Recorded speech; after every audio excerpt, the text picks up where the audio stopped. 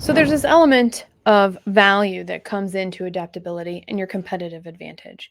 How that relates to your growth strategy really is this. It's the more you're looking for value along the way, the ways you choose to provide value, obtain value, mine for value, intentionally foster value elements into the business is how you're weaving it in. It ties into the way the work is done, your non negotiables, the decision making process. And that's an important thing to consider and keep in mind. One of the things I've learned over time is that businesses that have and use a clearly outlined plan are 12% more profitable. The thing is, though, to be 12% more profitable with a clearly outlined plan means you got to use it and that everybody's using it the same way. There's a shared vision. Everybody's missions, everybody's goals when it comes to the work being done are aligned. So one of the things that we have to come back to always, always, always are non-negotiables and our culture, the way that work is done. So we need to look at some of the assumptions that we might have about how our values actually fit into the organization. And at some point, when a company is growing, it switches from the founder's values to the actual company's values. Sometimes there's a differentiation at the beginning of that, but most of the time it's what does the founder owner want? And as it's growing and the more people that are becoming involved, then we have more values. And then it's like, oh, what do these values actually mean? You see, every value has a purpose and the way that we respond to it. And that's an interesting thing to keep in mind because when I say something is important to me, you may think it's important for a very different reason. That's got to be clarified and making sure that, yes, it's important for both reasons and viewpoints. How is it important to the work being done? And can we agree on that work being done and the importance of how we're doing it here together? It allows us to prioritize things that are aligned to what we're doing in the values that we are creating, in the value we are providing, in the culture that we are operating within. But it's also allowing us to understand that this is something that if we're not careful can accidentally erode or sabotage the progress that we're making in our organization. Decisions do have a value component.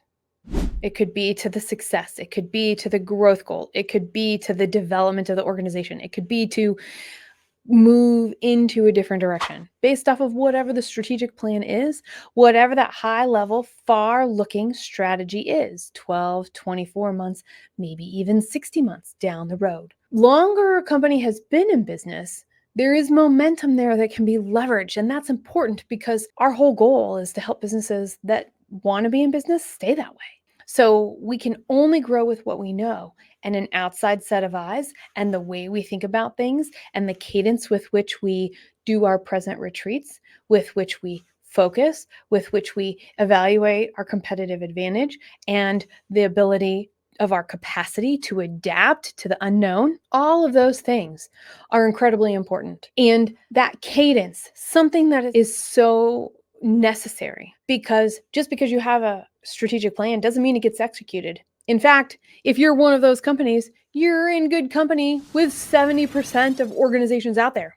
They get lost in a drawer or left on a shelf. You see, though, that's where that number at the beginning, that 12% of profitable businesses are doing the work. They're engaging with what is important and the way that they're making decisions. So when I'm talking to small businesses, the things that show up when we're talking about value or lack or growth or lack thereof, it's I wasn't prepared and the economy changed to my cost basis or my cash flow, or all of a sudden everything got really expensive. Another one might be the sales process, right? All of a sudden sales are stopping. All of a sudden clients don't want what we have anymore.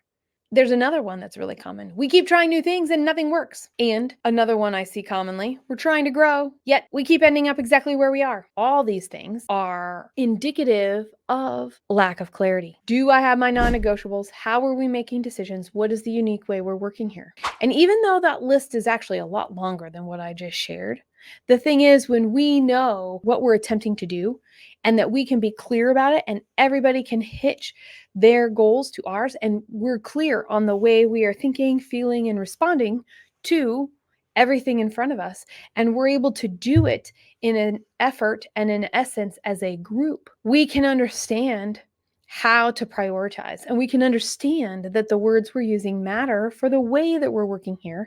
And we're removing multiple definitions. Because we remove multiple definitions, it means when we talk about being here and we want to go here, that allows us to all get on board. Yep, I see this reality of where we are. Positive, negative, neutral.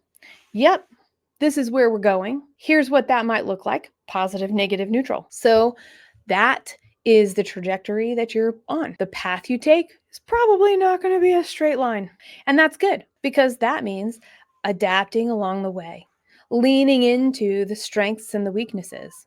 The growth strategy that you have set in your business is all about the longevity and sustainability of the business to come in the future, 2, 5, 10 years from now. So the skills you have, the competitive advantage that you have, the way that you're creating the values, the non-negotiables of how are we working here, what do these things mean, reducing confusion and being able to quickly recognize when we're not experiencing something of the way that we're doing work here quickly, easily, and making those adjustments together. That's how we know we have a strong culture, that we're supportive and we're dedicated to taking time to find what that is. And by doing that, we can actually take a look at and see what is so important. What in my failures might actually work here.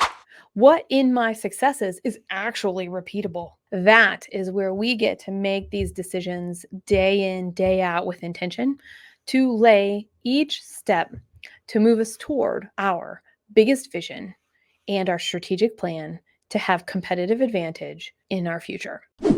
Every single time I have a conversation, I take away something that I want to share with 25 people. I know when you're listening to this podcast, you're also listening for that and will have something that you want to share. In the comments, I would like for you to engage with us. What is that thing that you want to tell 25 people from this program? Here's why it's important. It's important because, yeah, there are going to be how-tos. Yes, there are going to be steps. Yes, you're going to be like, oh, I wish I wrote that down. I wish I wasn't doing this and I could actually take action on that right now. But guess what? You're not.